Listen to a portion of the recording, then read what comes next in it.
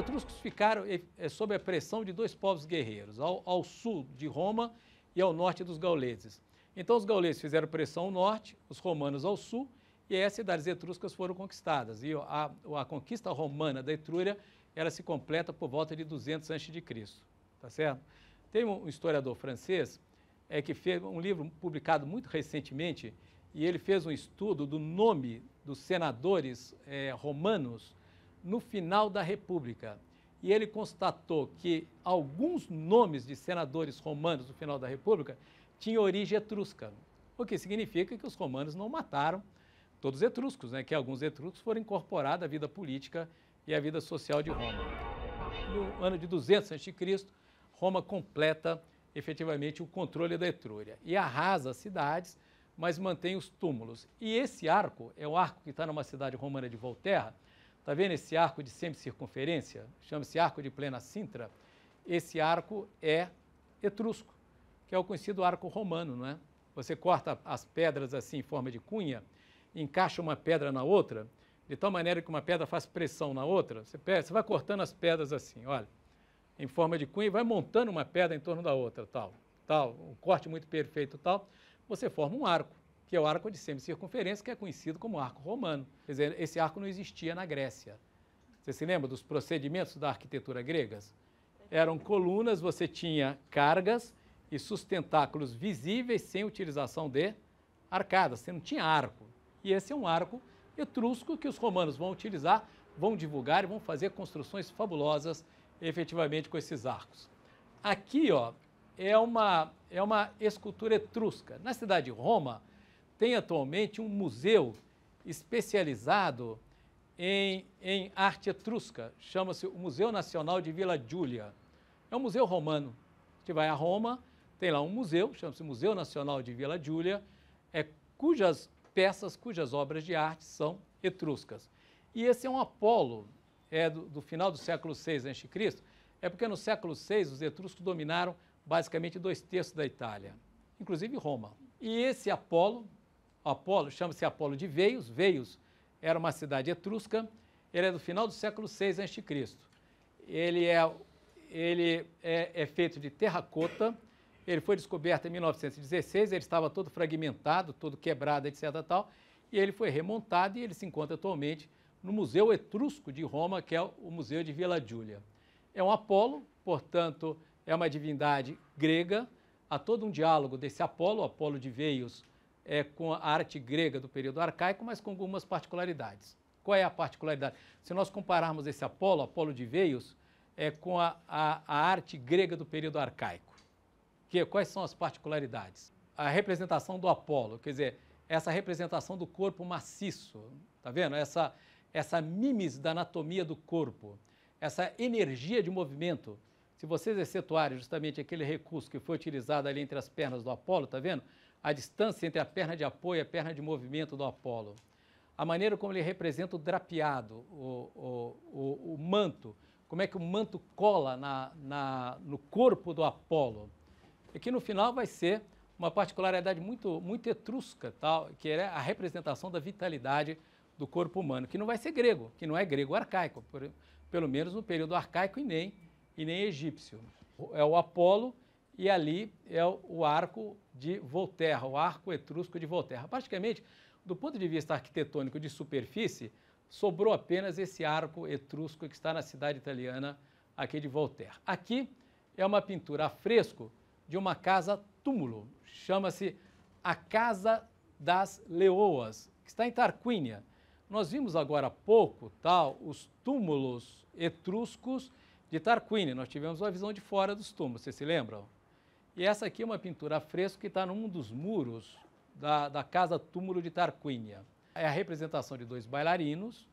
Tá vendo? Você tem ali a representação da figura feminina da bailarina com cor mais clara e a representação do bailarino com cor mais escura. Não sei se dá para perceber.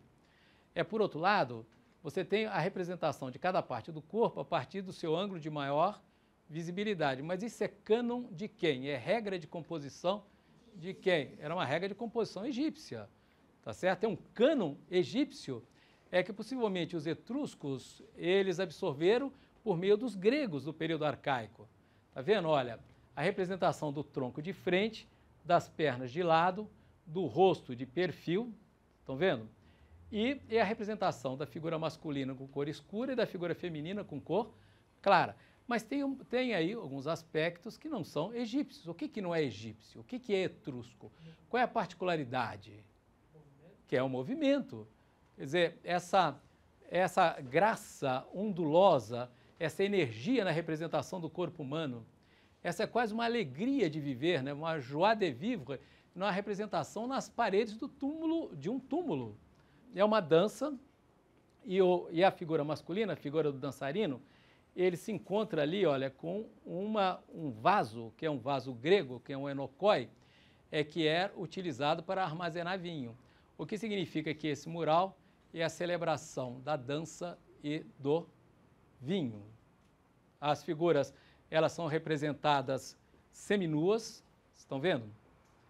E é a decoração de um túmulo. O que leva a gente a concluir é que os antigos etruscos, eles tinham uma visão, eles não tinham uma visão infernal da vida após a morte, né? Ao contrário, eles associavam a vida após a morte e tal, uma continuação dos prazeres da vida propriamente dito, como a dança, o erotismo, o vinho e essa grande expressividade, que é também um traço da arte da cultura egípcia, etrusca, com as mãos. Quer dizer, todos os sentimentos, etc., tal, eles exprimem, sobretudo, pelo movimento das mãos, tá certo? Então, você tem aí um diálogo com a cultura grega arcaica, um diálogo com os cânones egípcios, com uma particularidade etrusca. A particularidade etrusca é a vitalidade dos movimentos, tá certo? É a representação do corpo, que não é grega, arcaica e nem é egípcia.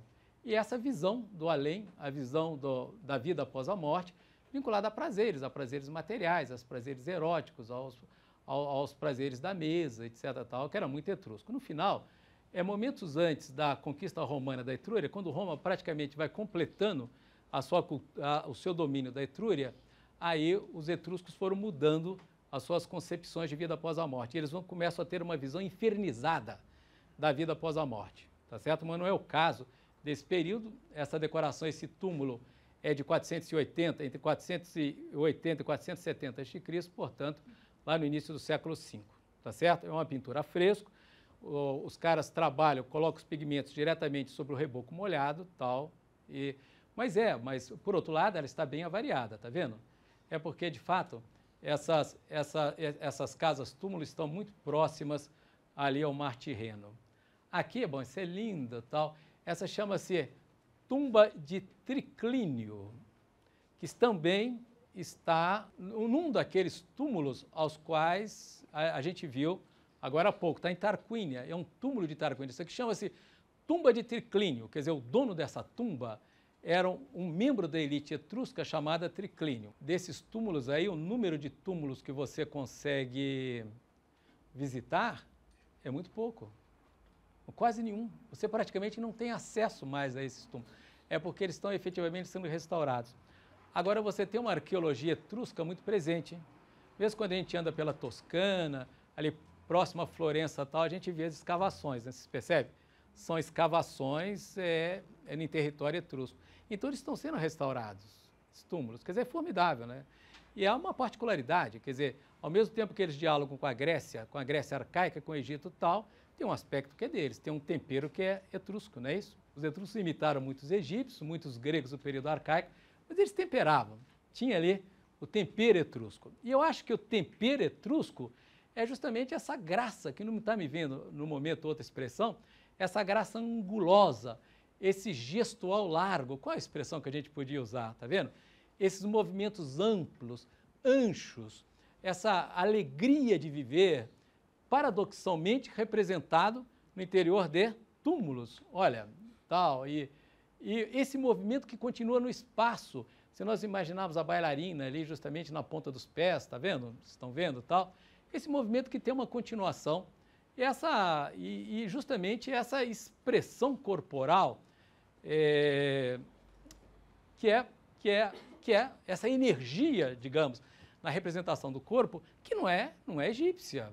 Os egípcios representavam ali nas suas casas túmulo e tal, os caras uma espécie de ataraxia, não é isso? Os caras atingiram um mundo, um nirvana, onde efetivamente não tinha vento, não tinha movimento nem nada. É ao contrário dos etruscos, onde é realmente esse movimento intenso, tá certo? Essa pintura que está na tumba de Triclínio, ela é realmente muito bonita, tal, e novamente é a utilização em certa medida dos cânones da figuração egípcia, que é possível que eles tenham absorvido por meio dos gregos, quer dizer, a representação do tronco de frente, dos membros de perfil, tá vendo?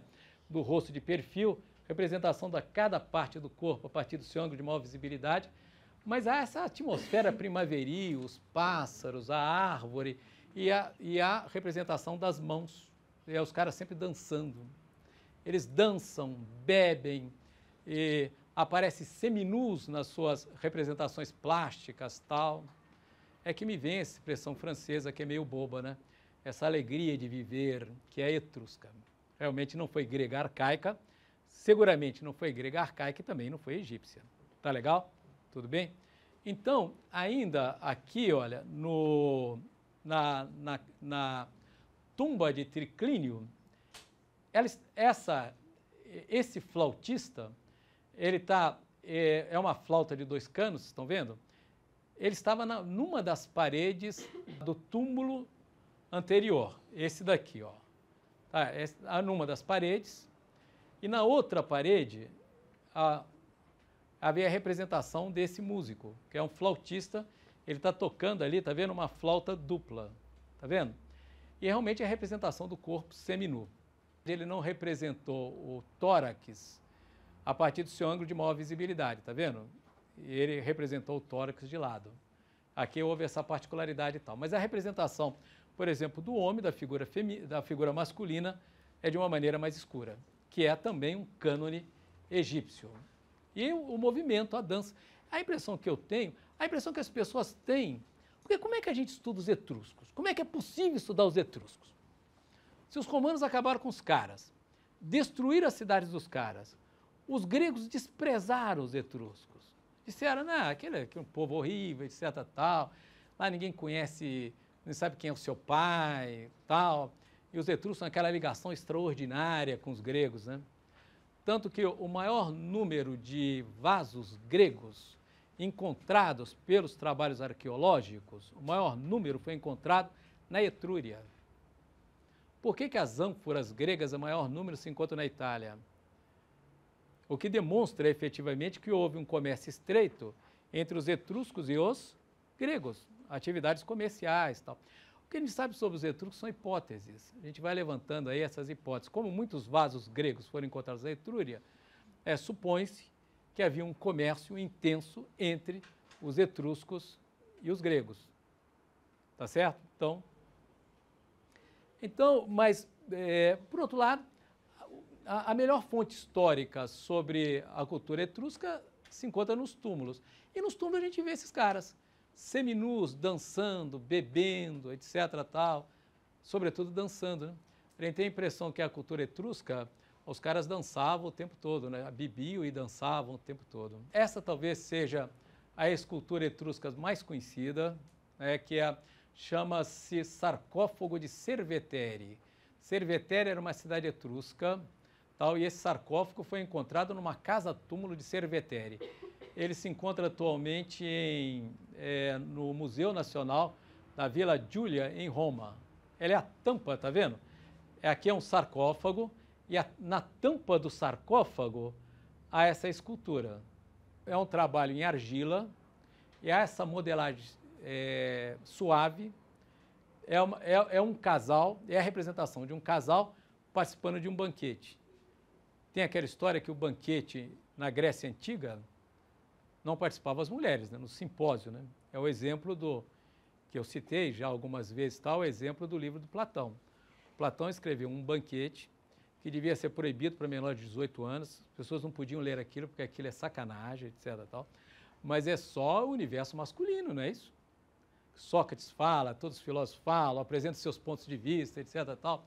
E todo mundo se embriaga, se embebeda, como dizia o Nietzsche, O Nietzsche, que era o grande crítico do Platão, já que o platonismo, o Platão é o início do racionalismo ocidental, e o Nietzsche dizia, início do racionalismo ocidental, mas fica todo mundo num banquete bebendo vinho e falando bobagem, né? Que é justamente o Simpósio do Platão, que é um livro maravilhoso, extraordinário, etc. Mas aquele ali é um universo masculino. As mulheres efetivamente não participavam. E não participavam, inclusive, da filosofia grega. Vocês conhecem algum diálogo platônico que tem uma interlocutora? Tem um, que é o momento em que Platão estava, que o Sócrates ia ser executada, e aí os discípulos do Sócrates se apresentam na prisão, onde Sócrates estava prestes a ser executado, e o Sócrates estava acompanhado de sua mulher, a Xantipa, e aí ele diz o seguinte para os seus discípulos, leve essa mulher daqui. Eles levam a Xantipa para fora, porque aí eles começariam efetivamente o diálogo. Mas então a gente não conhece. Bom, realmente a mulher do Sócrates aparece num dos discípulos do Platão, num dos diálogos do Platão, mas ela não aparece filosofando, ela não aparece como interlocutora. Ela está lá com o Sócrates dizendo, leve essa mulher daqui, e a Xantipa tem assim um ataque histérico, fala, foi por causa deles que você vai ser executado, e ele insiste, leve essa mulher daqui. Não, porque é por causa desses caras, tal, por causa da sua filosofia, leve essa mulher embora. Aí alguém pega, leva a Xantipa, aí começa um diálogo maravilhoso, né? Um dos diálogos platônicos. Mas então é isso, a filosofia grega era uma filosofia feita para o homem grego. Primeiro, o homem com exclusão das mulheres, grego com exclusão dos estrangeiros, dos metecos, não é isso? É isso. Homem livre com exclusão dos escravos. E aqui o que a gente está vendo nessa tampa de sarcófago etrusco, que é a participação da uma figura feminina no banquete. Quer dizer, essa modelagem suave é uma escultura em argila, tá legal? Que é um material altamente plástico, e ali está o casal participando de um banquete num túmulo. Qual é a conclusão que a gente pode chegar? Se é uma representação de um casal num túmulo participando de um banquete, qual é a conclusão que a gente pode chegar? Que na vida pré-túmulo, as mulheres participavam dos banquetes. E eles tinham uma concepção da vida pós-morte como uma continuação da vida propriamente dita.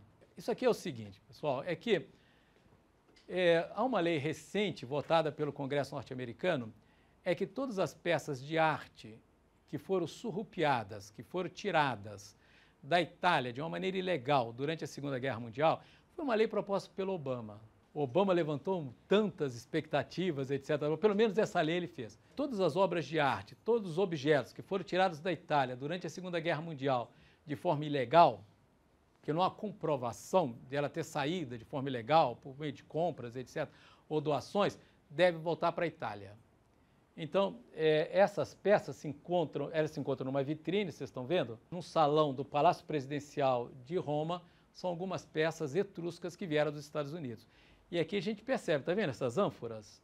Aquelas figuras pretas de fundo terroso? Figuras pretas de fundo terroso é uma cerâmica característica da Grécia. São as figuras pretas, se lembra aquela fase? Figuras pretas de fundo terroso. Então, o que demonstra justamente essa ligação dos etruscos da Etrúria com a Grécia. O que ocorre é o seguinte, é que nos últimos túmulos etruscos, quando na realidade os romanos começam a conquistar a Etrúria, parece que houve uma modificação das concepções etruscas sobre a morte. E aí é uma infernização da morte. É porque o mundo pós-morte não era visto até então como negativo pelos etruscos. Eles tinham uma concepção paradisíaca da morte, não é isso? Porque lá os caras dançavam, bebiam,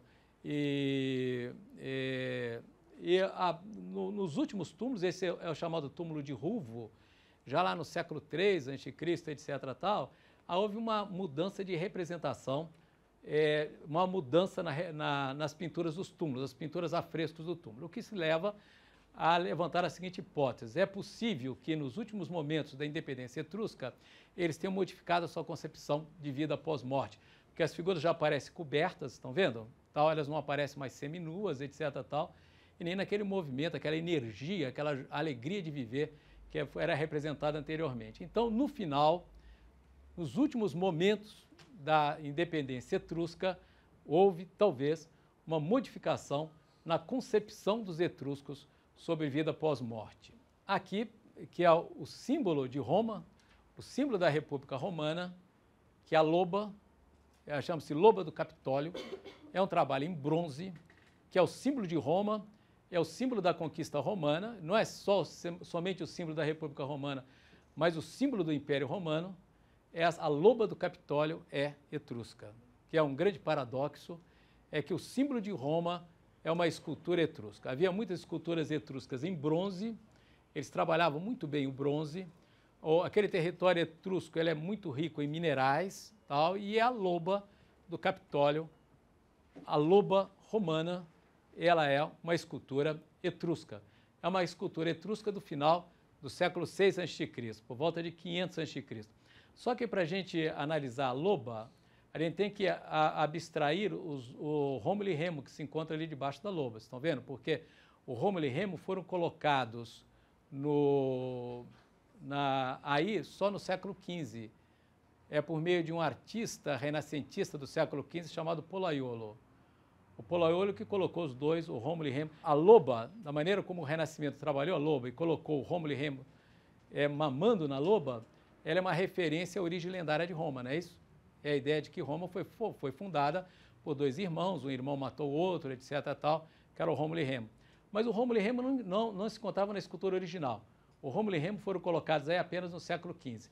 Então o que só havia era a loba, que chama-se loba do Capitólio, é porque ela está numa das colinas de Roma, no Museu do Capitólio, tá certo? Então, e quais são as características da loba etrusca, da loba do Capitólio? Como é que vocês interpretariam a loba? Por exemplo, há uma imagem idealizada da loba? A loba é idealizada? Tem alguma idealização da loba? Ou é um retrato fiel da ferocidade do animal? Quando a gente observa a loba. Por exemplo, a representação anatômica da loba. Há uma mimesis da representação anatômica da loba ou não? Há uma representação, não? Não? Você não vê todos os músculos da loba, etc., tal, representada tal? E a expressão do rosto da loba é uma expressão de ferocidade. Quer dizer, é um retrato de um animal feroz, de um animal agressivo. Quer dizer, ela não é uma imagem idealizada da loba, não é uma imagem idealizada do animal, é uma espécie de retrato do animal, um retrato do animal selvagem. Esse princípio da representação etrusca, quer dizer, esse traço realista de algumas esculturas etruscas, elas vão continuar com Roma. Digamos que seria também um legado etrusco à arte romana. Tá certo? E o grande paradoxo realmente paradoxal o fato de o símbolo de Roma, o símbolo da conquista romana e a representação da República Romana, é a República novamente representada aqui por uma fêmea protetora, né? Quer dizer, aquela que é capaz de alimentar e simultaneamente protegê-la, que é etrusca. Quer dizer, também é uma escultura etrusca. Então é isso sobre os etruscos. Há poucas informações a respeito, mas quando os etruscos foram derrotados e expulsos de Roma, alguns traços da cultura etrusca permaneceram na cidade de Roma, e é isso que nós vamos ver logo em seguida. Quer dizer, depois da Etrúria vem Roma. E o modelo mais perfeito da representação artística romana é, por exemplo, esse retrato assustador. A arte romana, ela é de um realismo assustador. Então, a grande particularidade da arte romana vai ser o realismo. Os romanos realmente foram retratistas, como os gregos não foram, embora eles tenham estabelecido ali com os gregos uma série de relações. É uma coisa incrível, é uma coisa horrível, é assustador, efetivamente, a severidade desse senador, né?